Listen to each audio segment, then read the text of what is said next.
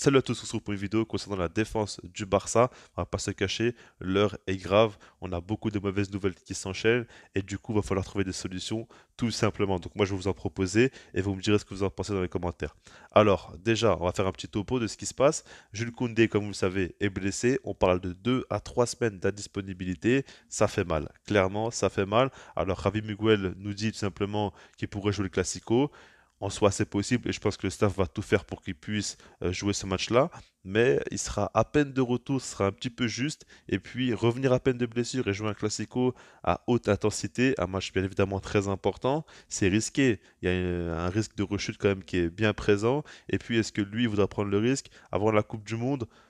Je sais pas. Il va falloir quand même voir comment ça avance, mais en tout cas, je suis pas forcément rassuré jusqu'à présent. Et puis, il y a le cas de Araujo, et lui, ça fait quand même très peur, parce qu'on parle d'un mois et demi au minimum d'indisponibilité. On parle du fait que normalement, il devrait se faire opérer, mais il a refusé pour pouvoir jouer la Coupe du Monde. Et là, c'est beaucoup plus inquiétant. Ça nous rappelle le cas d'un certain Samuel. Je ne sais pas si vous voyez de qui je parle. Alors, bien évidemment, c'est quand même deux situations bien différentes, mais dans l'idée, ça se ressemble.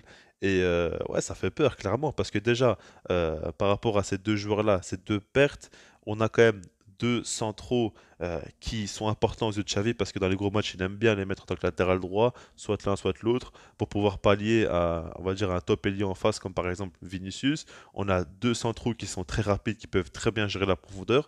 Et puis on a nos deux meilleurs centraux, tout simplement. Donc bien évidemment que c'est une très grosse perte, parce que l'un des deux, ça fait déjà très mal, mais les deux en même temps, là, ça devient très compliqué. Et là, on se dit qu'il faut trouver des solutions à tout prix.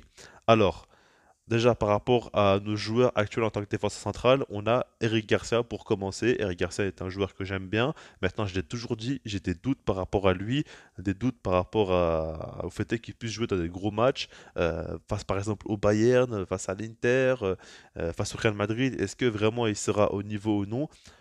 Je ne sais pas. La saison passée, il avait joué face au Real Madrid, il avait été très bon, mais bon, on avait fait un match extraordinaire, bien évidemment, à ce moment-là. Et je pense que ça va être totalement différent dans la physionomie du match, je parle en tout cas. Et du coup, ouais, je ne fais pas totalement confiance. Je pense que c'est un joueur quand même très bon dans l'anticipation, très bon dans sa vision de jeu, très bon à la relance. Maintenant, physiquement, en termes de vitesse, en termes de jeu de tête, etc., il a quand même pas mal de défauts, je trouve. Après, avec Christensen, ça se ressemble un petit peu. J'ai déjà plus confiance en lui, personnellement, défensivement parlant. À la relance, je trouve qu'il apporte moins, mais c'est un très bon défenseur quand même. Ça, on l'a vu jusqu'à présent, mais c'est pas non plus un top défenseur qui te rassure. Par exemple, Araujo, il te rassure directement. Christensen, c'est pas forcément le cas. Et puis, il y a le papy Piqué, faut pas l'oublier, lui, il est encore là et il aura du temps de jeu, assurément. Donc, ça, c'est quand même très inquiétant.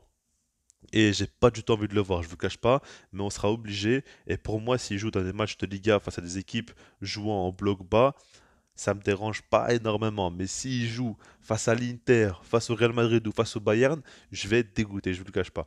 Alors maintenant, par rapport à ma solution, je propose Frenkie de Jong. Déjà, certains me diront qu'il est blessé. Ce qu'il faut prendre en compte, c'est qu'il est blessé que pour une semaine. C'est une toute légère blessure et il devrait être très très vite de retour. Donc ça, il ne faut pas trop le prendre en compte. Surtout qu'il y a encore la trêve qui est en cours. Mais voilà, maintenant par rapport à lui, il a déjà joué à ce poste sous Ronald Koeman. Ça, on le sait. Dans un rôle plutôt de libéraux dans une défense à 3. C'est vrai qu'à ce moment-là, on avait quand même une période très compliquée au Barça. On avait même un Junior Firpo qui faisait des bons matchs en tant que défense centrale. Donc il n'y avait rien de normal, quoi. C'était clairement surréel, c'est irréaliste, voilà quoi. Vous savez très bien que c'était bizarre à ce moment-là, mais il a quand même fait ses matchs et puis il faut pas oublier que c'est quand même un joueur très très complet qui peut évoluer à plusieurs postes. On l'a déjà vu pas mal de fois dans des rôles différents au Barça et il a souvent répondu présent quand même, Frankie, donc ça il faut quand même le prendre en compte. Et puis déjà le premier point à prendre en compte avec lui, c'est sa qualité à la relance. Je pense clairement que c'est un joueur qui peut beaucoup t'apporter. Vous me direz qu'Eric Garcia aussi peut le faire, c'est vrai. Mais De Jong, lui, a quand même des qualités supérieures, je pense. Il faudra voir dans sa compréhension du jeu, est-ce que c'est meilleur qu'Eric Garcia ou non, ça je ne sais pas. Mais en tout cas, en termes de qualité technique, ça reste quand même supérieur. C'est un joueur qui peut très bien subir le pressing et s'en sortir. C'est un joueur qui peut trouver des solutions. Si le jeu face à lui, il peut quand même faire de magnifiques passes, de bonnes transversales. Par rapport à ça, je suis quand même assez rassuré et je pense que s'il joue en défense centrale et qu'on joue assez haut sur le terrain, il apportera énormément, il va toucher beaucoup de ballons, il sera très à l'aise et à ce niveau-là, je n'ai aucun doute sur lui. Maintenant, défensivement parlant, qu'est-ce qu'on peut en penser? Je pense que son jeu de tête n'est pas top, même s'il a déjà mis des buts de la tête, etc. On l'a vu. Mais bon, défendre de la tête, c'est pas la même chose que mettre des buts de la tête. Donc ça, quand même, je mets en doute. Maintenant, Eric Garcia aussi, je suis pas serein par rapport à ça. Après, son placement ne pourrait pas être idéal. Quand même, être défenseur, c'est un métier et ça ne s'apprend pas comme ça sur le tas. Ça, il faut le dire. Mais il a quand même des qualités, comme par exemple sa vitesse, qui est pour moi bien supérieure à celle d'Eric Garcia et Christensen. Donc du coup, il peut gérer la profondeur par rapport à ça. Et puis ce qu'il faut se dire, c'est que c'est un pari, tout simplement. Donc du coup, tu as des chances que ça puisse marcher et ça peut être incroyable pour le Barça, mais ça se peut aussi que ça va pas du tout marcher. Et là, dans ce cas-là, ça va être très problématique. Mais dans tous les cas, tu sais très bien que là, en perdant Araujo et Koundé, c'est pas le top, c'est vraiment pas le top, donc il faut trouver des solutions et je préfère que Xavi tente des choses plutôt qu'il se morfondent tout simplement. Après, je dis pas non plus qu'Eric Garcia et Christensen c'est une catastrophe et qu'ils doivent absolument pas jouer ensemble, mais pour moi chercher une solution c'est pas forcément une mauvaise chose.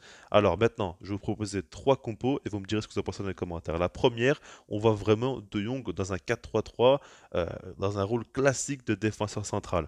Là, je trouve quand même que c'est très risqué de le faire jouer comme ça mais ça pourrait être une bonne chose potentiellement. On ne sait pas. Avec Busquets en 6, faudrait voir si Busquets aussi plus de Jong, c'est viable ou non.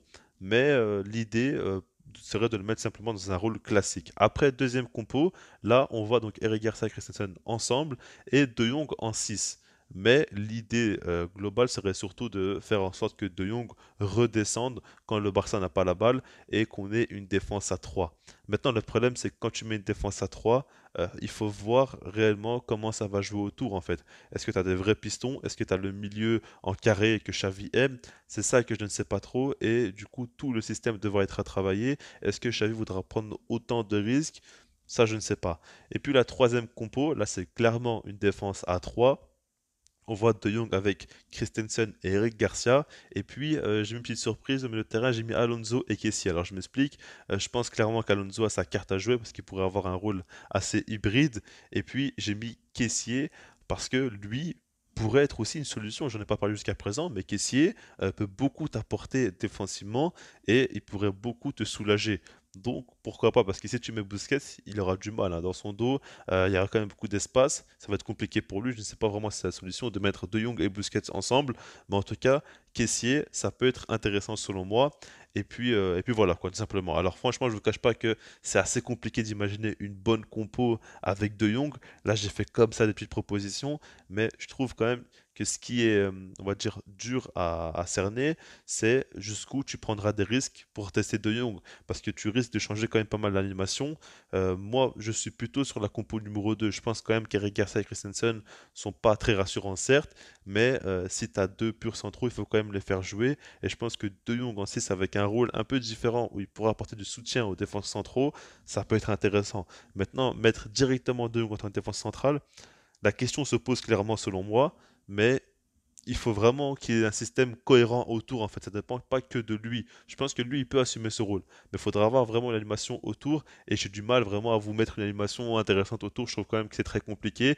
Et je souhaite simplement bonne chance à Xavi.